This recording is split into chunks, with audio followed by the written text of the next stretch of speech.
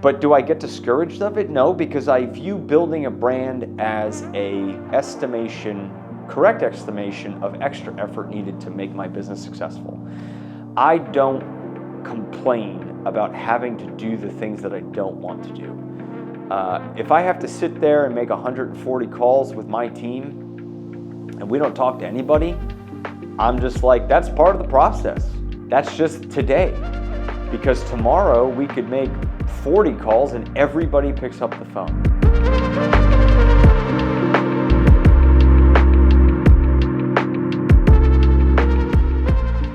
Can't sell the product if we don't know the brand. So I'm going to piggyback off of a little bit of a longer conversation that I had the other day. And the point of this is really just to talk about a brand. And a brand is something that,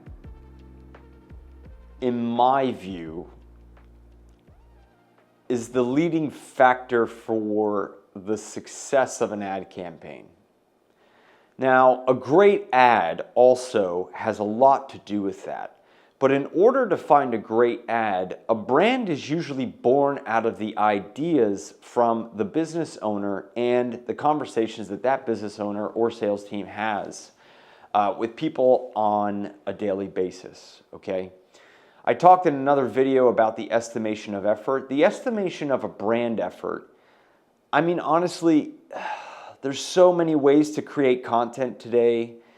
It's so fast today, but it's a lot of competition. And that's not a bad thing necessarily. When you're building a brand, there's a lot of factors that go into this thing, right? There's the vibe, there's the feeling, there's the person, you know, and I think this is, again, kind of going back to the estimation of effort. The guys that do this, you know, it's either they've got a personality or they don't. They're liked or they're not, you know, and there's factors if the marketplace even wants to listen to what you have to say or accept what you want to talk about. And that's not a bad thing. It's just what it is. I think for me, what I've done over the last few months was really, I took a break from social media for about a month. And I took a break because I really just felt that that entire landscape has changed. Maybe not for the better, but it's changed in the sense that it's super saturated. And I literally just let go of the idea of trying to be this influencer. And I just said, well, what do I want to talk about? Well, I just want to be honest. And I want to talk about the things that I like to talk about and share the things that, just share my thoughts. And that's really it. And if that makes it successful, great. If it doesn't, great. Does that mean I'm going to stop? Maybe not. I don't know. But do I get discouraged of it? No, because I view building a brand as correct estimation of extra effort needed to make my business successful. I don't complain about having to do the things that I don't want to do. If I have to sit there and make 140 calls with my team and we don't talk to anybody, I'm just like, that's part of the process. That's just today. Because tomorrow we could make 40 calls and everybody picks up the phone. And I find that that usually happens after 3 or 4 days of making those high volumes of calls with no one answering. A brand is the same thing. Sometimes it hits, sometimes it doesn't. Your business, sometimes it hits, sometimes it doesn't. And you've got to just put up with a lot of the negativity from people picking on you, you know, people who have opinions that shouldn't have opinions, but that's the world we live in today. And I think guys that try to build a brand and advertise don't understand, some of them don't get that point, where it's just part of the deal, okay? When you build a business, you're going to have problems. It's part of the deal. You're going to run out of cash at one point. It's part of the deal. You're going to make a ton of cash. It's part of the deal. You're going to help a lot of people. You're going to have people hate you. You're going to get clients that beat you up. Although I get rid of those clients. I fire them because they're not helpful. You know, no one under any circumstance should ever yell at anyone, business or not. No one should ever degrade anyone, ever. And fortunately, there's a lot of that. And I guess I understand it. It's a tough economy right now. Things are going on, but I don't make excuses for that. But again, that is a brand behavior. If somebody acts like that, that's their behavior. That's their brand. They're showing you who they really are. And I guarantee you, people that do that, their entire brand permeates the rest of their life. People around them are probably upset. They're probably sad. They're probably not feeling very good about themselves.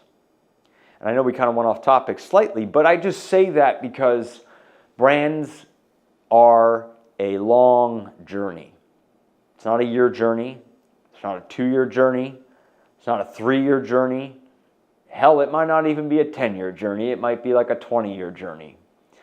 And unless you've got deep pockets, unless you've got investors, unless you've got really powerful friends with influencers, the majority of you are just going to have to put in the effort. And I don't know what the secret sauce is. I do know that it has a lot to do with the personality.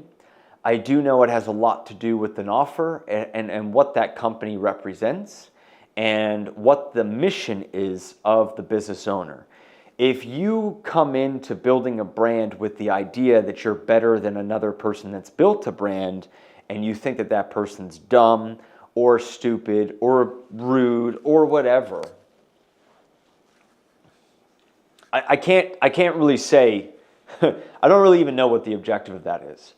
For me, I just want to be honest and communicate. I don't want to be honest. I am honest. I don't even have to tell you that I'm honest because I know I'm honest. It's a knowingness. And that's what you got to have with your brand, is a knowingness that you're doing this for the right reasons, that you're willing to sit down and create the content you need to. You're willing to experiment with different ad campaigns. We have a winning ad that I made 2 years ago for one of my programs.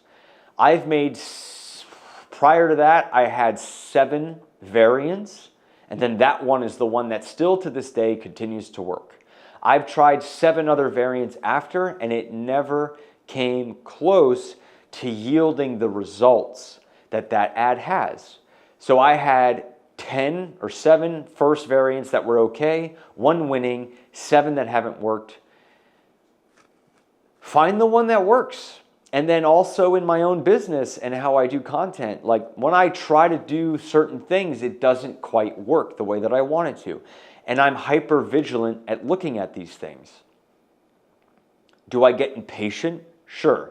Do I want results today? Yes. Do I want results when I call someone to close a deal? Absolutely. Who doesn't? But I don't get mad at my ad team. I say, what? How do we solve this? Where are we at? Okay, lead flow is down. What do we need to do? Is it our message? Is it our offer? Is it our lead form? Is it our landing page? Like, I'm okay to sit down and confront that. And the reason why I've stayed in business as long as I have is because I get that that's just part of the process. I'm curious about it.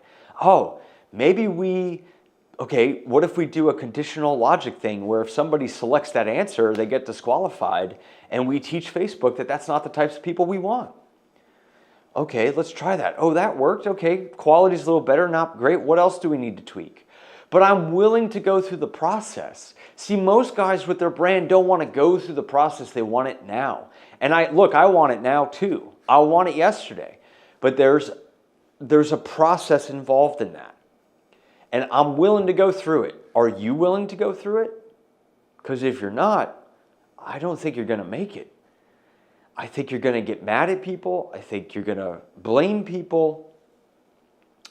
But you're not going to look at your own viewpoint on it.